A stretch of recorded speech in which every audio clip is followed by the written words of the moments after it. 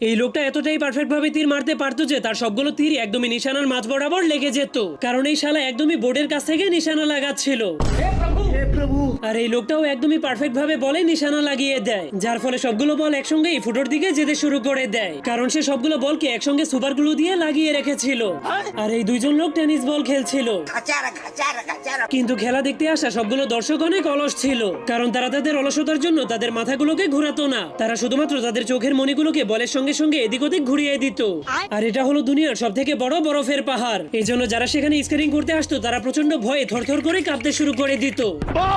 কিন্তু তখনই সে 1 সেকেন্ডের মধ্যেই নিচে নেমে আসে, কারণ সেই পাহাড়টা ছিল একটা নকল পাহাড়ের পেইন্টিং। আর এই সবগুলো লোক যখনই রেসিং করার জন্য দৌড়াতে শুরু করে তখন তারা সবাই একসঙ্গেই দৌড়াতে শুরু করে দেয়, কারণ তারা সবাই একই কোম্পানির ভিটামিন খেয়েছিল।